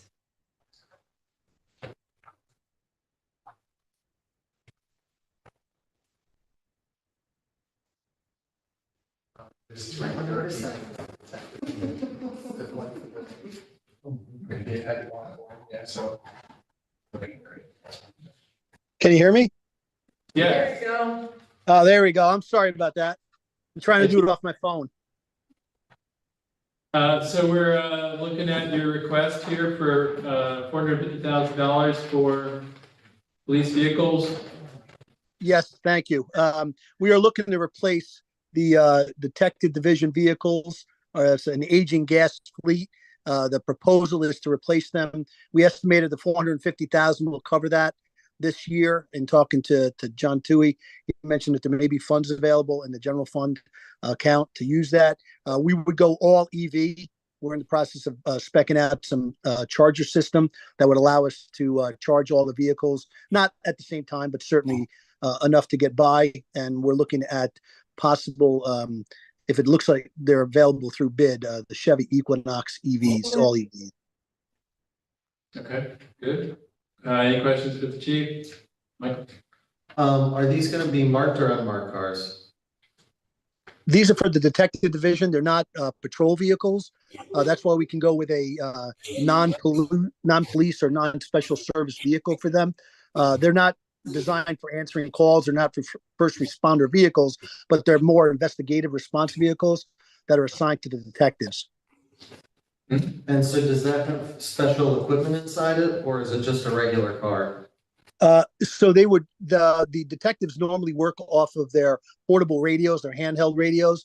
They would have lights on them, but not to the level that a regular patrol vehicle would have. They're just essentially just to be able to get through traffic in an effort to respond to the scene. But they're not, again, not first responder vehicles. So they would not be light. They don't have light bars on them, nothing like that. And then, I don't know if this is a question for you, Chief, or a question for you, John, but this doesn't seem like an emergency, so why isn't this not being included just in the budget for next year? Or did something happen to these cars that we need to do this now? I mean, Jake can maybe explain the urgency of the vehicles, but I can speak to the financing. Yeah, we're finding this year, especially since we've been without vehicles for almost 2 years in a row, and not because of the funding. The mayor's office and the council have been generous to fund vehicles. We just haven't been able to keep up with the demand. We've actually gotten away from the Ford hybrids and moved towards a Chevy fleet because they're available. We've got them on order. They should be here soon for the patrol division. But for us, we're putting a tremendous amount of money. And I think John can speak to that when it looks at the vehicle maintenance budget. It's getting to the point now that both the fuel usage and the vehicle maintenance on these cars is getting a little bit out of hand. So we're trying to get ahead of it. It can be put in as a general item for next year's budget. In my discussions with John, he suggested we look at possibly using the current funds from the general fund account to do it early. But the fact is that these vehicles need to be replaced at some point. I mean, they have been the hand-me-downs to the hand-me-downs. So detectives don't get new cars assigned to them. This would be the first time, as far as I've been working for the PD for 32 years, is the first time I've known of a new division car coming their way. Usually it's patrol division, and then when we're done in patrol with them at about 80 to 90,000 miles, then they get handed down to the detectives.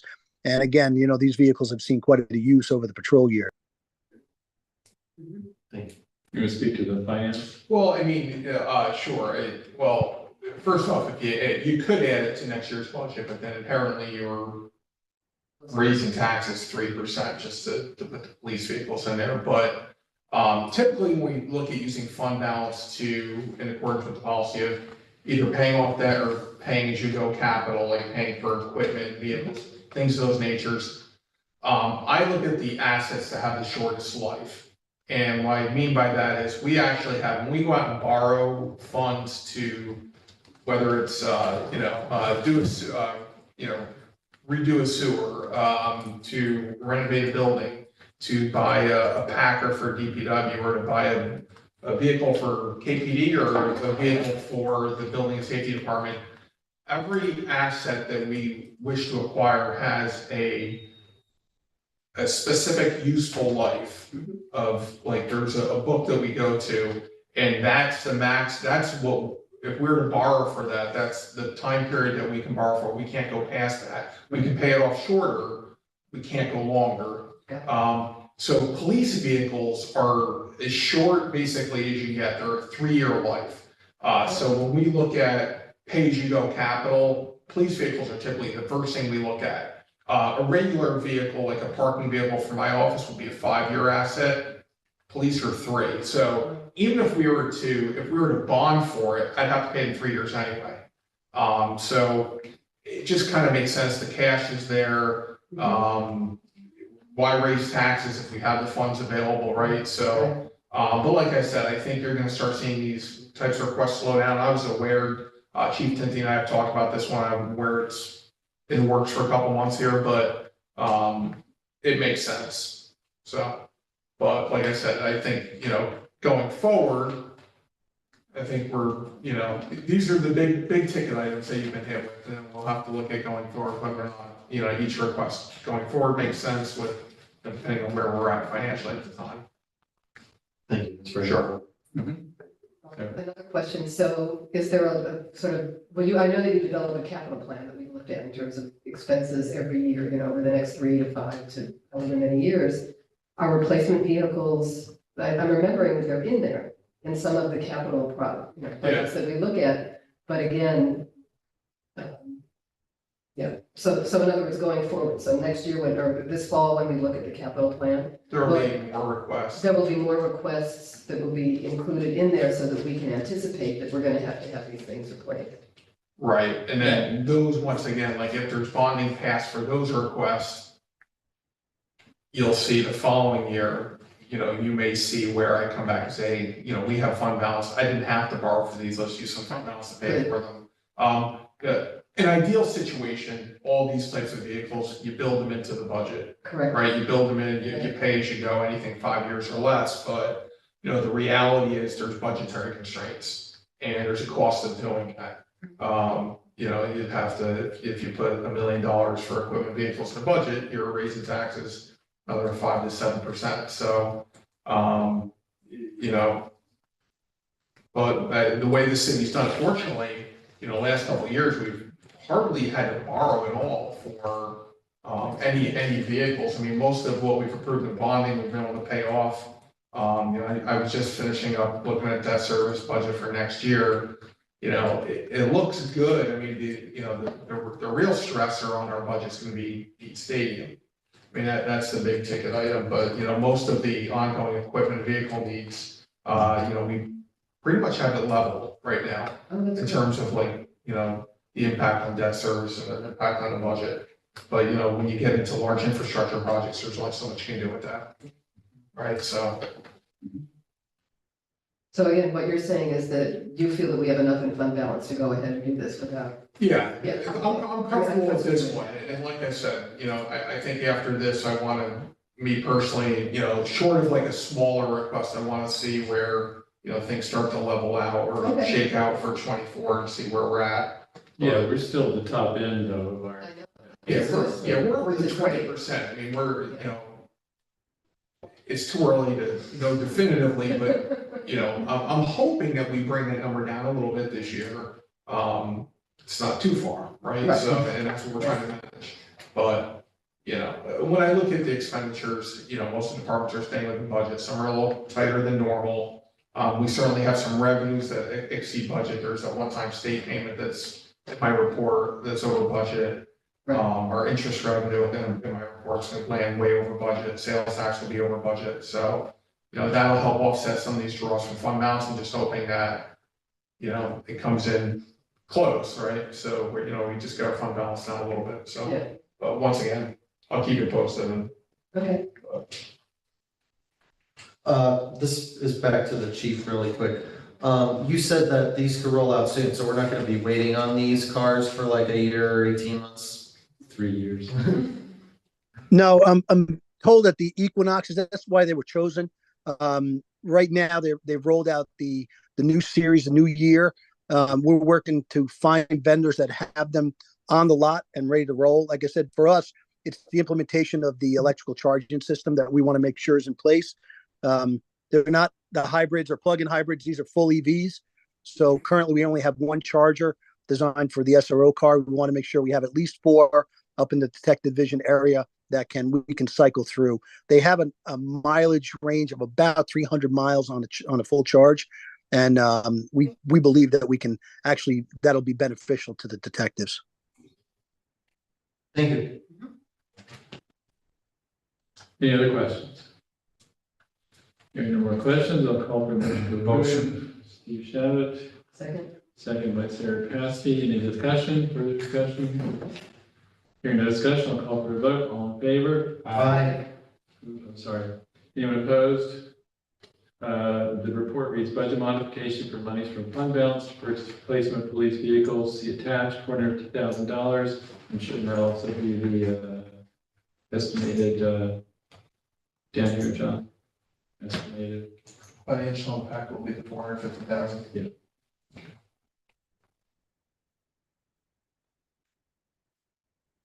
All right. They will have the charging stations put up. Is that included with that money? That's separate, right? The charging stations, that's not included in this. No, that's not. And then the last item is in the clerk's department, request to move some money from the general fund to cover expense of cleaning and closing the storage unit always on Grand Street.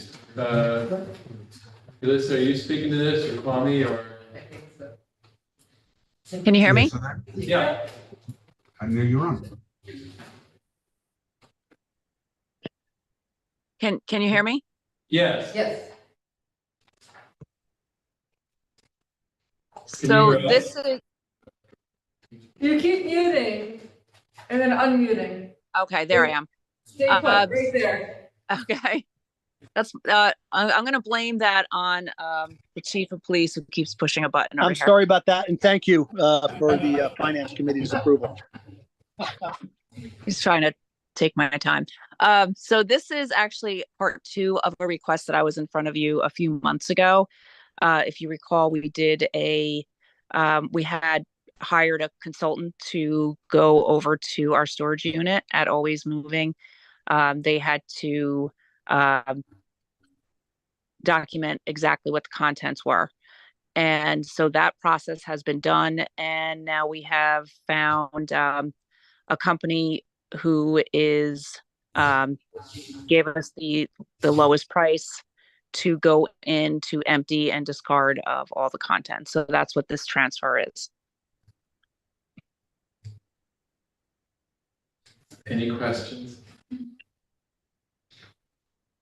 So I guess my question is, so this means once this is closed out, there's not going to be another storage unit rented, or you're moving to one that's less expensive? We don't want this. No, this is ending the need for a storage unit. Currently, we are paying just over $5,000 a year to maintain the storage unit. So this is going to eliminate that expense. Excellent. Yeah, okay. Any other questions? All right, do we have a motion to approve? Motion. Steve Shabbat, second. Drew Andrews, any discussion? Hearing no discussion, I'll call for a vote. All in favor? Aye. Anyone opposed? Passes unanimously. I forgot to read the description. Budget transfer in the amount of $9,678.05 to cover the expense of cleaning and closing the storage unit at Always Moving on Grand Street. The money will come from fund balance and go to contracted services. There we go. Do we have the prior, the KBD? Thank you. Thank you. That's the end of our agenda for tonight. Do we have a motion to adjourn? There's no need to discuss this. We don't have any information from the mayor. Do we have a motion to adjourn? Motion. Second. Favor? Aye. All right. Good night, everybody. Good night. All right. Thanks, Kwame. They all have one? Yeah.